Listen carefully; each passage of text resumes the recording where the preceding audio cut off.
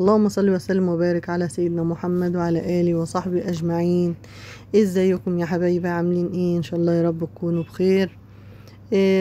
طبعا الجو خلاص، الصيف دخل علينا والجو بقى حر جدا. فطبعا الولاد عايزين ايس كريم وعايزين حاجة كده ترطب علينا الجو. فهنعمل مع بعض شوية ايس كريم كده حلوين جدا وبأقل امكانيات وبأسهل طريقة عفوا، وبأسهل طريقة هتعمليه في البيت بالشكل ده تحفة. يلا بينا بقى على المقادير وطريقة التحضير. انا جبت كده حوالي نص لتر من الحليب، وهحط عليه باكت من الكريمة اللي هي كريمة الكراميل، وحطيت عليها معلقتين من السكر، ونرفعها على النار بس كده ندوب السكر والكريمة يدوبوا بس. بعد كده نرفعهم من على النار، نصبهم كده في البولة ونركنهم على جنب ان هما يبردوا تماما، تبرد تماما يا جماعة. هنعمل بقى كده الكراميل اللي معانا. جبت كوباية من السكر اللي هو المج بتاع الشاي العادي بتاعنا ده، ورفعته على النار كده على نار هادية لحد ما يدوب معانا خالص. هندوبه كده ما يبقاش فيه اي حبيبات من السكر خالص، هندوبه كده مع بعض كويس جدا بالشكل ده. كله داب اهو. هجيب بقى معلقة كبيرة من الزبدة، هندوبها مع بعض، بس خلي بالك من الكراميل ده يا جماعة، لسعته وحشة جدا، فخلي بالك منه يعني. هندوب بقى معنا الزبدة كده، وهنزل عليها بنص كوباية من المية السخنة او المغلية يعني. ان هي هتدوب معاكي الكراميل، عمره ما هيكتل ولا هيخرز معاكي ابدا. دوبناه كده داب تماما. هجيب بقى كوباية من الحليب، هجيب كوباية من الحليب اللي هي برضو في المج بتاع الشاي، هي والمج موحد يا جماعة. وهجيب معلقة كبيرة كده هرمية من النشا، وهدوبها كويس في كوباية الحليب، وهنزل بيها على الكراميل بتاعنا اهو. شفتي بقى؟ ما خرصتي ولا كتل معاكي ولا اي حاجة. هنقلبه بقى معانا على النار لغاية ما يتقل معانا، وبعد كده هنرفعه من على النار بالشكل ده.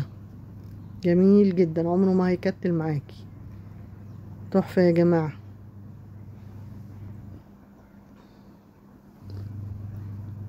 طبعا بعد ما خلص معانا نحطه بقى ببولة كده ونركنه على جنب لما يبرد خالص، يبرد تماما بالشكل ده. هنحط له رشة من الفانيليا ورشة من الملح، وندوبهم كده ونركنه على جنب لما يبرد خالص. نبدأ بقى ايه نشتغل بيه. اوعي تشتغلي بيه وهو سخن. هنجيب بقى كده معلقتين كبار من السكر، وهنكرملهم برضو، بس هيبقى الكراميل فاتح، وهننزل عليه بكوباية من مج برضك من الفول السوداني، او اي نوع مكسرات متاح عندك، اي نوع مكسرات. بس احنا بنحاول يعني نخلي الوصفة موفرة شوية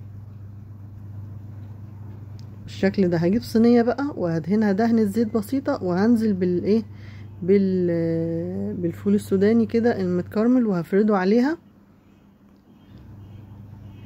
اللي اول مرة يشوفني يا جماعة يعني يا ريت يشترك معايا ويعمل لي لايكات كتير عشان الفيديو يوصل لحبايبنا كلهم. الكريمة طبعا بعد ما بردت خالص جبت كوباية من كريم الشانتيه الخام الغير محلى، نزلت بيه كده وضربناه ضربة حلوة كده بقى بالشكل ده. هجيب بقى الكراميل وهنزل بحوالي نص كوباية برضك. الخامات كلها موجودة عندك في البيت، مفيش يعني حاجة غالية في الموضوع، يعني كل حاجة موجودة عندك متاحة في البيت، وهتعملي احلى ايس كريم للولاد، وعمرهم ما هيشتروه تاني من بره، وبطريقة سهلة جدا. انا طبعا هطحن الفول السوداني المتكرمل ده في المطحنة، هجرشه بس جرشة كده، وهنزل بكمية كده منه، وهخلي الكمية التانية باقي الكمية نجرنش بيها ايه الايس كريم بتاعنا. هو كده خلص خلاص يا جماعة. هنحطه بقى في العلبة بتاعتنا دي. انت لو رحت اشتريتي علبة زي دي ايس كريم هتجيبها بكام؟ يعني هتجيبها بمبلغ وقدره، يعني الايس كريم غالي. انت هتعملي كمية وفيرة للولاد، هياكلوا ويهيسوا يعني ايس كريم بحاجات يعني موجودة في البيت ومتاحة في البيت. بالشكل ده عملنا الايس كريم للولاد وبسطناهم، وبألف هنا وشفا يا رب.